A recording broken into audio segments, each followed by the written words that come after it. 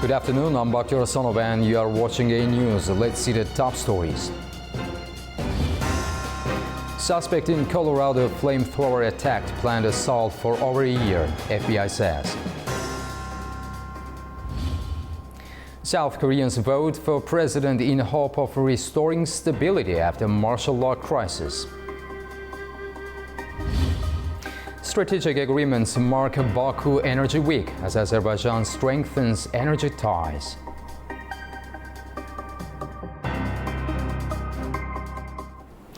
The man behind the Colorado fire attack planned it for over a year, targeting a peaceful rally in Boulder. He now faces federal hate crime charges and up to 624 years in prison. The suspect in the recent Colorado fire attack, Mohammed Sabri Soliman, meticulously planned the assault for over a year, according to the FBI. Soliman, a 45-year-old Egyptian national, targeted a peaceful rally in Boulder organised by Run for Their Lives, a group advocating for the release of Israeli hostages held in Gaza. Disguised as a gardener, he used a makeshift flamethrower and Molotov cocktails to injure 13 people. Authorities discovered 16 unused incendiary devices at the scene, indicating the potential for even greater harm. If convicted of those charges and they run consecutive, he would face a maximum sentence of 48 years. He's also charged with 16 other counts of attempted use of an incendiary device. And again, if convicted and if they run consecutive, the maximum on those counts would be 192 years. So 384 years on the attempted murder, 48 on the use of the Molotov cocktails, and then the attempted use would be 192 years. Soliman confessed to planning the attack for a year. Soliman entered the US legally in 2022 on a tourist visa, which expired in early 2023. Despite his visa overstay, he applied for asylum and was granted work authorization, which expired in March 2025. He faces multiple charges, including federal hate crimes and attempted murder, and is currently held on a $10 million bond. This incident has sparked national outrage and renewed discussions on immigration policies, and the rise of hate-driven violence in the US authorities continue to investigate, urging the public to provide any information related to the attack. The second round of peace talks between Russia and Ukraine took place at Istanbul's Çırağan Palace on Monday, hosted by Turkey. Turkish Foreign Minister Hakan Fidan led the talks, which ended after about an hour, but produced new proposals on prisoner exchanges and a possible ceasefire. Saygıdeğer katılımcılar, The second round of Russia-Ukraine peace talks took place at Istanbul's Çırağan Palace. The talks were led by Turkish Foreign Minister Hakan Fidan, joined by Intelligence Chief Ibrahim Kalin and the head of the General Staff. Russia's delegation was headed by President Putin's advisor Vladimir Medinsky, alongside senior defense and foreign ministry officials. Ukraine's team was led by Defense Minister Rustem Umerov, with top security and diplomatic figures. Opening the talks, Fidan said these discussions could shape the shared future of the region and the world. Fidan stressed the importance of regular talks to build trust and pointed to President Trump's commitment to peace as a fresh opportunity. By putting forth mutual problems and positions, it will be possible to reduce the differences of opinion and pave the way for peace. Our basic expectation is that the talks are productive, concrete progress is achieved in the shortest time, and the desired result is achieved. We believe America's belief and support for these talks are extremely important. Mr. Trump's determination to establish peace has opened a new window of opportunity. The main thing is to ensure a sustainable peace. Although the talks ended within an hour, they led to new steps. Ukraine's Defense Minister Rustem Umerov said both sides agreed to prioritize prisoner swaps based on specific groups: seriously wounded troops, young soldiers aged 18 to 25, and a large-scale return of fallen soldiers' remains. Ukraine also handed over a list of hundreds of deported children it wants returned from Russia. Umerov proposed holding the next round of talks between June 20th and 30th, calling it critical for moving the process forward. On the Russian side, lead negotiator Vladimir Medinsky said Moscow presented a detailed proposal to the Turkish side. It outlined a roadmap toward long-term peace and several ceasefire options.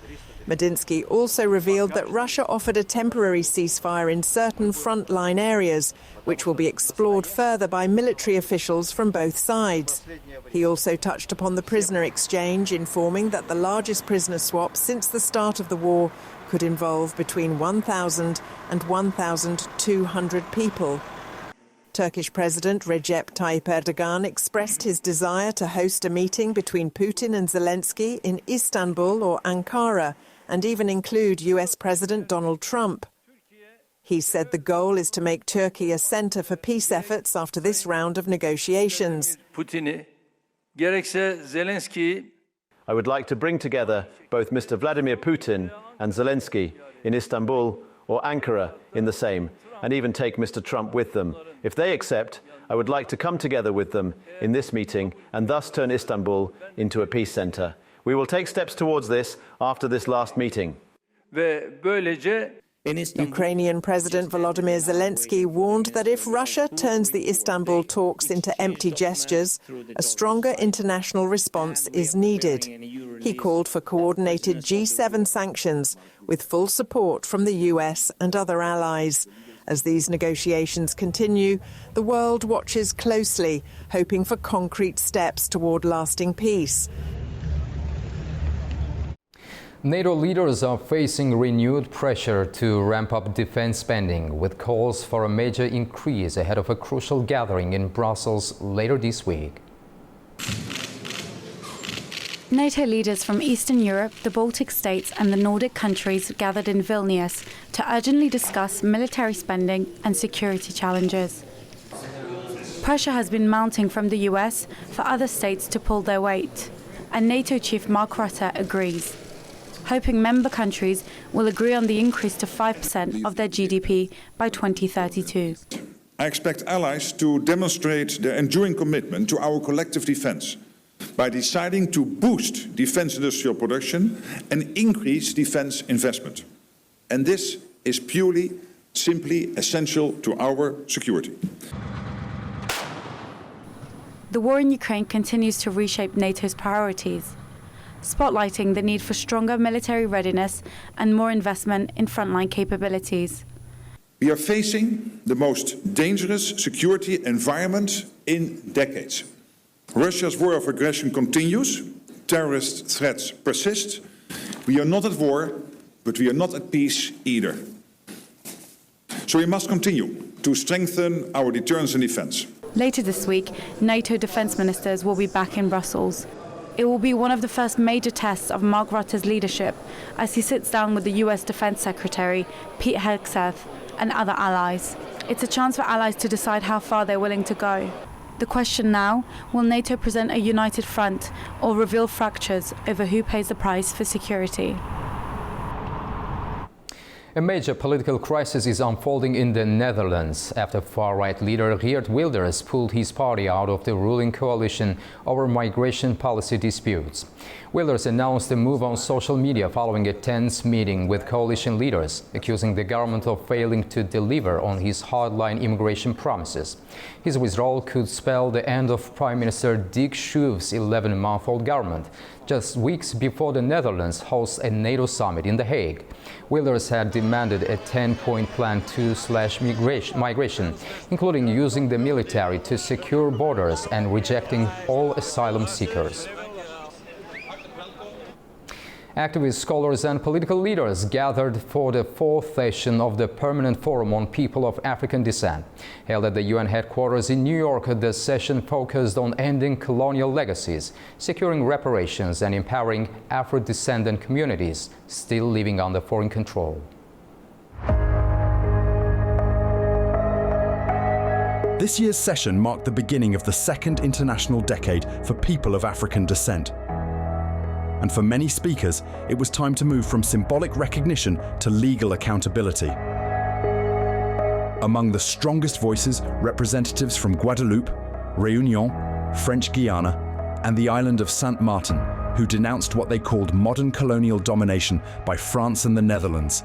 In a powerful address, Mr. José Martin Jean-Pierre from the Front International de Décolonisation accused France of deceiving the United Nations by converting its colonies into departments without genuine consultation.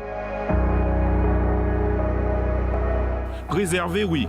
Regardez le vaudou, le quimbois, les contes, la gastronomie. Yes, preserved. Look at vaudou, quimbois, our folktales, our cuisine, capoeira, guoca. The creativity and fertility of our peoples never sleep. Denied by a West whose greatest mistake was to view itself as the sole and absolute mirror of civilization. The only form, the only model of humanity. Worse still, some base their own salvation on denying our very existence as a people, claiming the right to dissolve us, to absorb us, under the guise of integration. But to what end? Exclusion has been the only true mode of relation. It is true that the West has attempted to confront its own demons, but these battles are doomed to fail so long as they remain rooted in an imagination defined by domination. To rehumanize, we must repair, and we must complete the decolonization of those territories still under foreign rule. Il faut réparer et terminer la décolonisation des territoires encore sous domination. From Guadeloupe, Florent Ali Meril of the Union Populaire called on the international community to honor the pain and memory of enslaved ancestors by pushing for independence and reparatory justice. La Guadeloupe est un archipel aux nombreuses richesses.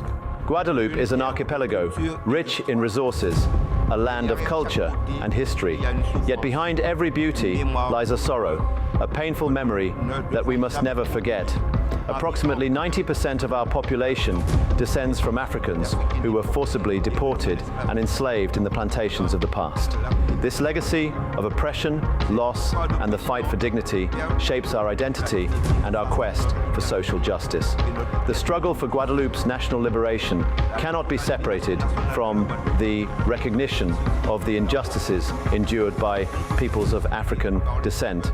Our independence will only be truly meaningful if it is accompanied by the recognition of these sufferings and by the reparations required to address the injustices of the past. The path to self-determination must be paved with respect, remembrance, and reconciliation. Pavé de respect, de mémoire et de réconciliation. One of the key organizers behind the growing decolonization movement is the Baku Initiative Group, an international NGO founded in Azerbaijan. Its executive director, Abbas Abbasov, addressed the forum, linking global struggles under one common banner: human rights. It is worth noting that Africa and people of African descent have not been spared from tragedies caused by colonialism either. The right of life, liberty, equality, cultural identity, and decolonization, these are not privileges. They are universal human rights enshrined in the United Nations Charter, the Bandung Principles of the Non-Alignment Movement. The Baku Initiative also presented a detailed petition outlining demands, including debt cancellation, official apologies, compensation, and the return of stolen cultural heritage. It cites UN resolutions, African Union positions, and European legal precedents. Elsewhere, groups like Kaobuntu from Réunion and One St. Martin Association accused France and the Netherlands of continuing colonial rule through modern legal and economic systems, describing the situation as injustice without end. For many speakers, education remains a battleground. In Guadeloupe, public schooling was described as a colonial instrument that denies Afro-descendant youth their history and future. The message from this year's forum was clear. Symbolic gestures are no longer enough. From St. Martin to Réunion, Guadeloupe to French Guiana, the demand is for recognition, redress, and real sovereignty. As the second international decade begins, activists say the world must confront not just the shadows of the past, but the structures still standing in the present. The global economy is entering a more fragile phase, according to the latest economic outlook from the Organization for Economic Cooperation and Development.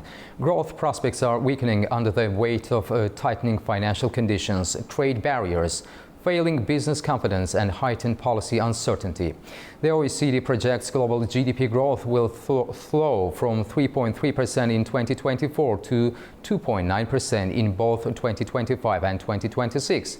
The slowdown is expected to be particularly pronounced in major economies, including the United States, Canada, Mexico, and China. To help us unpack these projections and what they mean for global markets, business, and everyday consumers, we are joined now by Ricardo Evangelista, CEO of Active Trades Group based in London. Ricardo, welcome to the program and thank you for joining us.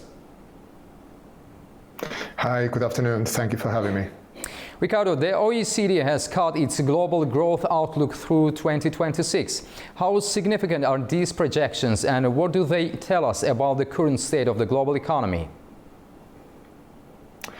They are significant in the sense that they summarize what has been gathering in terms of the economy, in terms of geopolitics, business and consumer confidence. So this report from the OECD sort of consolidates all of this information into a summary that has some negatives and some positives. So as you mentioned there earlier, there's some negatives. The main one, of course, is that the global economy is now predicted to slow down from a growth of 3.3% in 2024 to less than 3% this year. Also, trade tensions are specifically mentioned. So trade tensions are a headwind that the global economy has to face. There's also a mention of the fiscal problems that we are facing, especially in the United States.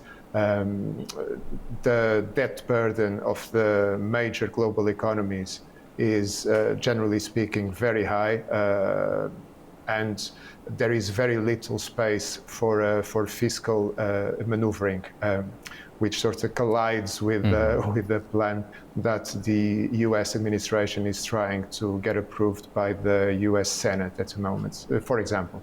So there are several headwinds, but there are also some positive takeaways from this report. So there is a positive mention regarding the way that central banks have been managing the current environment.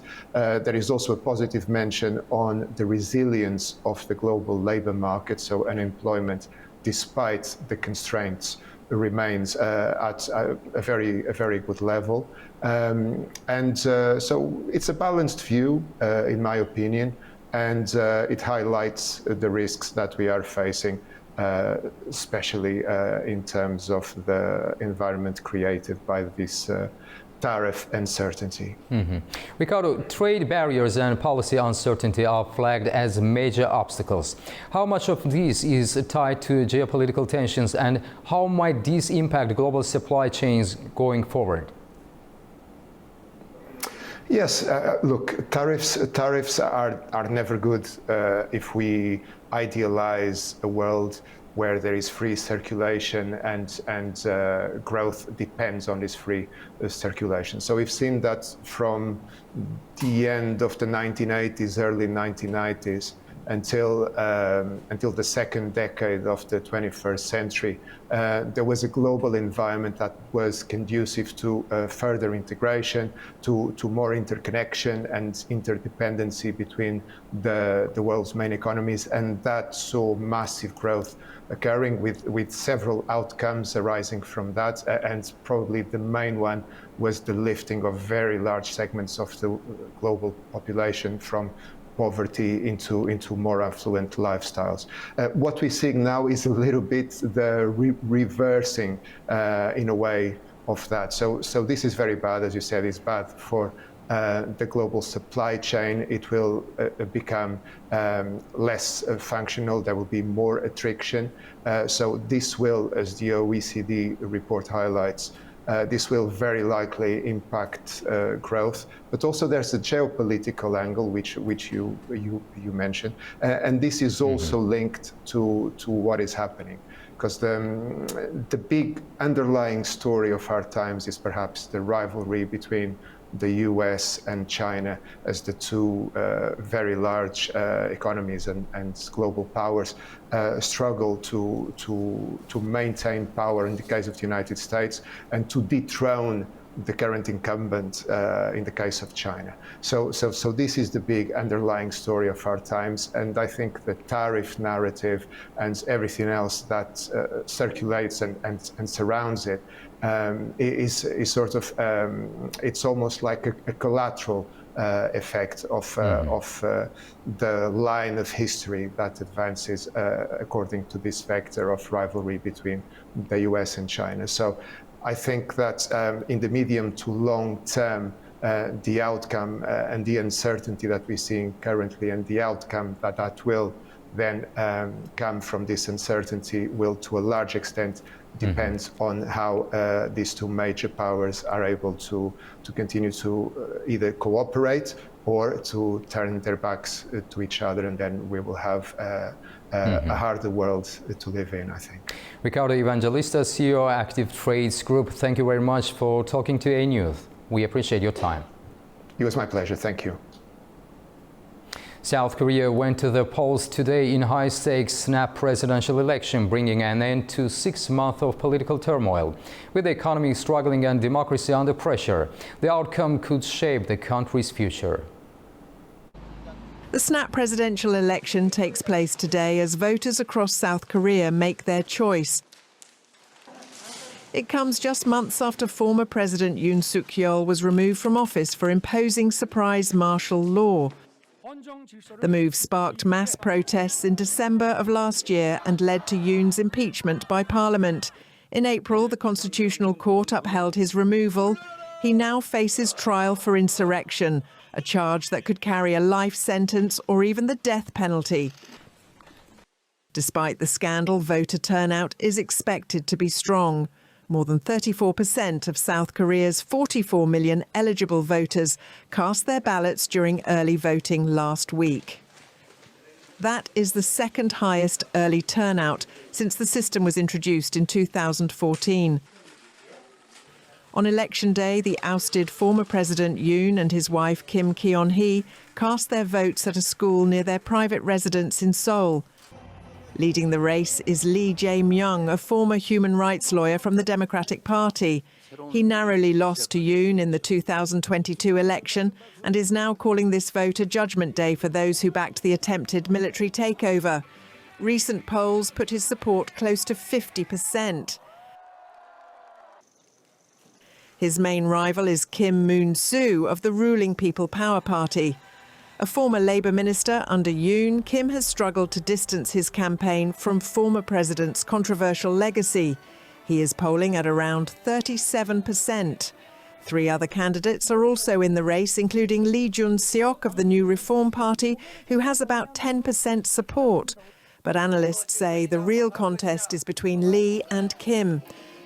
The winner will be announced once the ballots are counted overnight. The new president will take office immediately without a traditional transition period. After more than a decade of war and sanctions, Syria is taking cautious steps towards economic reform, reopening its stock market. Syria's stock exchange reopened after a 6-month shutdown, its longest closure since the war began.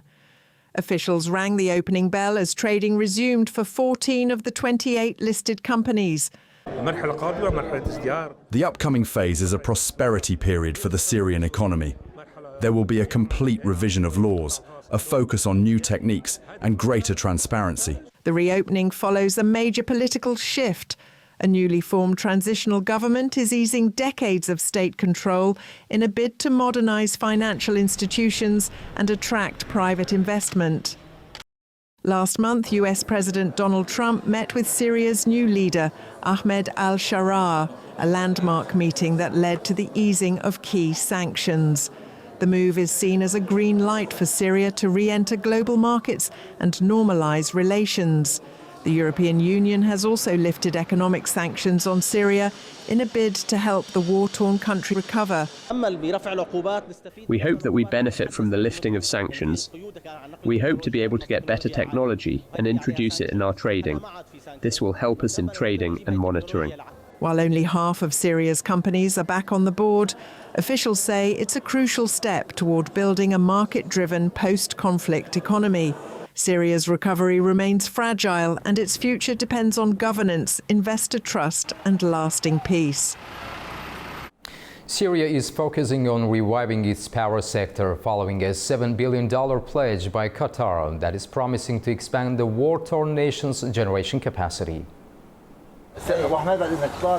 Syria is looking to revive its energy sector following Qatar's $7 billion pledge to help the war-torn nation. The announced deal marks Syria's biggest foreign investment since US President Donald Trump lifted sanctions on Damascus, and it promises to massively expand Syria's generation capacity. 4 gas stations will be established with a capacity of 4,000 megawatts and a solar energy station with a capacity of 1,000 megawatts. The estimated duration of this project for the solar station is almost a year and 8 months, and for the gas stations, the estimated duration that is agreed on is 3.5 years. For Syrians to feel the benefit of this investment, however, the government must first fix the transmission grid. Years of neglect following the civil war have left the sprawling network of transformer stations and towers stripped, as looters continue to steal cables and other components in order to sell copper and aluminum on the black market. 2/3 of the grid is either completely destroyed or in need of major repair, with officials putting the repair bill at $5.5 billion. Qatar's investment comes at a crucial time as Syria's interim president Ahmed al-Sharaa seeks to revive the economy, with officials calling it a turning point for the country's shattered infrastructure.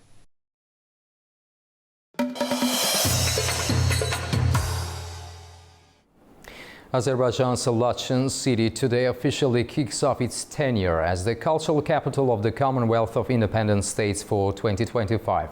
Organized by Azerbaijan's Ministry of Culture in collaboration with the Special Representative Office of the President in the Laçın district, the event has brought together government officials, renowned artists, cultural collectives and media representatives from Azerbaijan and other CIS member states. This celebration follows the decision by the CIS Council for Humanitarian Cooperation, which on October 8, 2024, designated Laçın as the CIS cultural capital for this year. A News is proud to serve as the official broadcast partner of this event. Joining us now is Hüseyin Sultanlı, advisor at the Air Center. We will explore the significance, impact and vision behind this designation. Hüseyin Sultanlı, thank you very much for joining us. Thank you for the invitation. The cultural importance of this event is obvious, but let's focus more on the foreign policies that are surrounding the CIS. Let's begin first with the significance. What does it mean for Laçın to be named the cultural capital of the CIS for 2025, both symbolically and diplomatically? As you hinted, it has both symbolic and diplomatic significance for Laçın. If we start with the symbolic part, of course, it's a reminder that Laçın is a cultural center of Azerbaijan.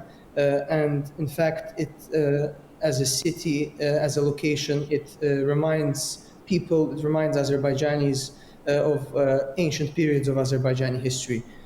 Which is, of course, significant given the occupation that it had to endure for several decades. Diplomatically, I think it's a very significant moment because it resembles Laçın's reconnection, not just to Azerbaijan, to other Azerbaijani cities, which in itself is a big challenge for the government and towards which a lot of effort is being directed, but also international reconnection, which is just as important because it helps remind. Yeah.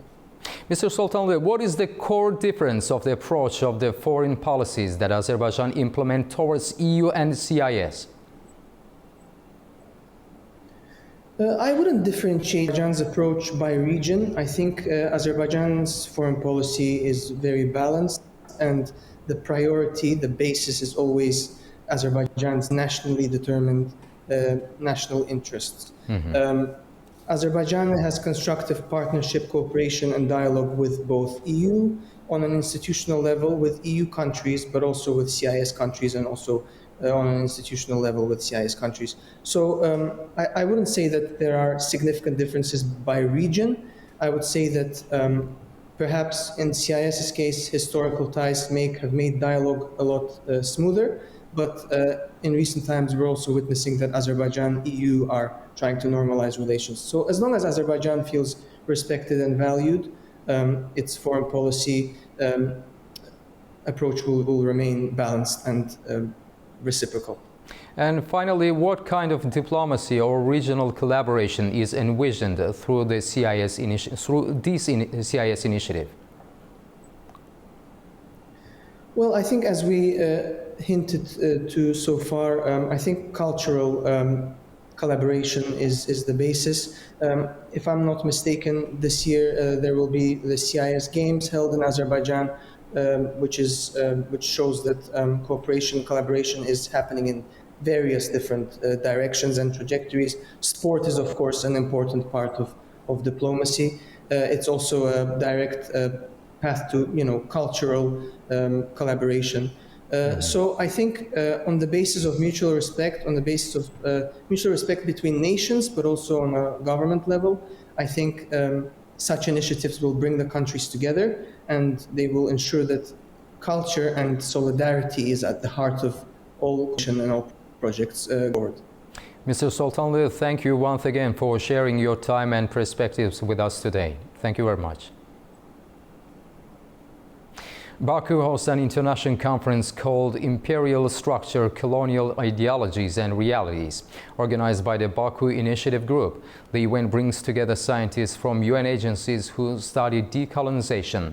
The conference focuses on how former colonial powers continue to block progress in many parts of the world. It highlights issues such as inequality, cultural loss, and unfair global systems. Experts also explore how colonial policies caused deep oppression and still restrict political, economic, and cultural freedoms. Participants call for stronger laws, better international cooperation, and the full implementation of the UN resolutions that support decolonization. And other territories still suffering of cold.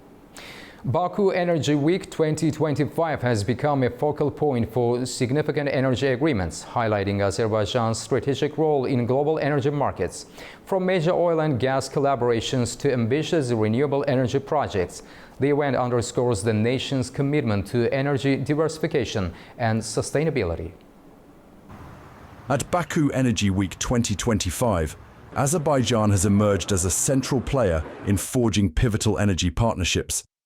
In a landmark move, Turkey's state oil company TPAO, Azerbaijan's SOCAR, and BP have signed a gas production sharing agreement to develop the Shafak Asiman offshore block in the Caspian Sea. This collaboration aims to enhance oil and gas production capabilities, with TPAO holding a 30% stake in the project. Önemli bir anlaşma, Türkiye Petrolleri Şafak Asiman sahasına ortak olarak giriyor. İnşallah bunun anlaşmasını burada yapıyoruz. Turkish Petroleum is entering the Shafak Asiman field as a partner. We have acquired a 30% stake. We will start production in this field together with our usual partners, SOCAR and BP. We are also discussing other fields in the Caspian Sea. Our efforts in this area will continue to grow. Güneşli, Şahdeniz projeleri. Onun dışında BOTAŞ olarak çok önemli bir aslında gaz alıcısıyız. ExxonMobil and the state oil company of Azerbaijan SOCAR signed a deal agreeing to explore onshore oil and gas production in Azerbaijan, while BP is expected to buy into new Azerbaijani offshore fields, according to 3 sources. On the renewable energy front, Azerbaijan and BP have agreed to construct a 240 megawatt solar power plant in the Karabakh region, valued at approximately $200 million. The project is scheduled for completion by mid-2027, marking a significant investment in renewable energy and regional development.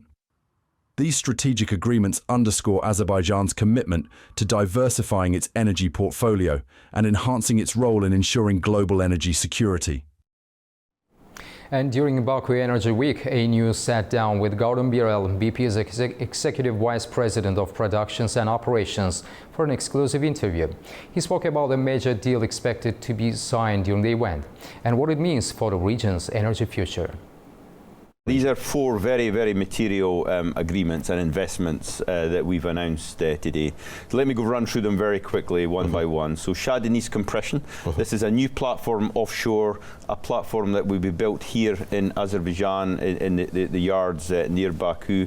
It will be an electrified platform, so the power will be supplied from shore, and we'll have four massive compressors on it. And it really is designed to extract the gas reserves that require low pressure production. So it allows us to produce reserves that otherwise wouldn't be produced without these compressors.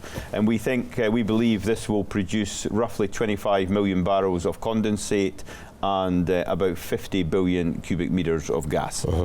That's project number one. Project number two is the Karabakh block, the Karabakh PSA. This is a discovered oil, it's a discovered oil resource that we will develop and likely tie back to the ACG existing platform. So it will be a very efficient,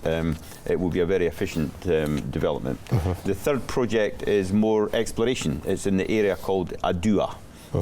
Which is around the ACG area, which we are going to explore for. And we haven't done a lot of exploring the last few years, so this is ramping up. Part of our strategy is to ramp up our exploration worldwide, and Azerbaijan is part of that, to fill our exploration hopper. And the final project is in a field called Shafagasaman. A few years ago we drilled a well and had a gas discovery called Shafagasaman. We think it's much bigger.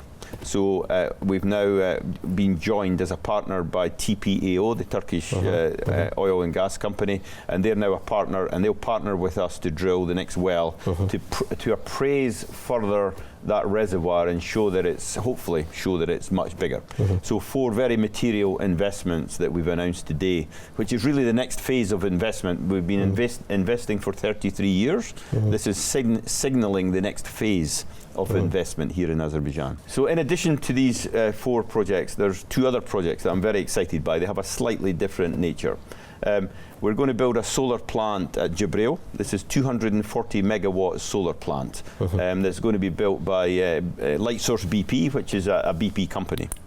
And we're going to take the solar electricity, and we're going to, through the Azeri National Grid, send that green electricity to Sangashal terminal. And we're going to electrify the terminal there, makes it much lower emissions.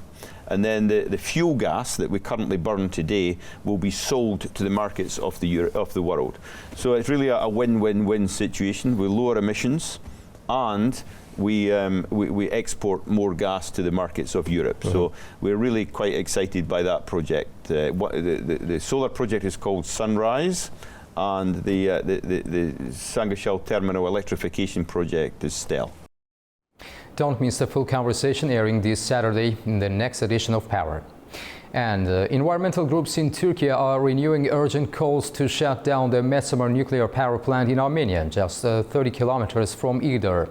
Speaking near the border, activists cited the plant's aging technology, proximity to fault lines, and history of near disasters, including the 1988 earthquake.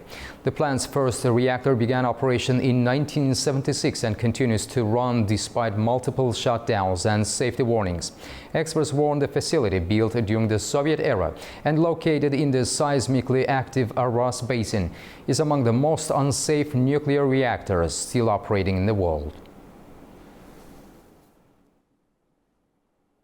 Now to Afghanistan, where economic ties with China are deepening as top officials in Kabul meet with the Chinese ambassador to expand cooperation in banking and finance. The talks come amid Beijing's broader efforts to stabilize the region and foster development. Tamim Bahis has more from Kabul. Afghanistan and China are strengthening their diplomatic and economic ties. In Kabul, the acting governor of Afghanistan's central bank, Nur Ahmad Agha, met with the Chinese ambassador Xiao Qing to discuss expanding cooperation in the financial and banking sectors. The meeting underscores China's growing engagement with the Taliban-led government. While China formally exchanged ambassadors with the de facto authorities in Kabul last year, momentum around economic cooperation has continued to build. Just last week, China hosted a trilateral meeting involving Pakistan and Afghanistan, bringing together the foreign ministers of both countries, in a move seen as part of Beijing's efforts to stabilize the region and promote dialogue. During the talks in Kabul, Governor Nur Ahmad Agha described China as one of Afghanistan's most important neighbors. He highlighted the central bank's progress in engaging with international financial institutions and emphasized ongoing efforts to enhance banking services, support local investment, and expand access to financial tools nationwide. The Chinese ambassador reaffirmed China's commitment to Afghanistan's economic recovery. He said Beijing is ready to deepen bilateral cooperation and support long-term development, particularly in the financial sectors. As Afghanistan continues to face major economic challenges, the growing partnership with China may offer a vital lifeline. This is Sameem Bahis in Kabul for A News. That's all we have for now. Thank you for watching and stay tuned to A News.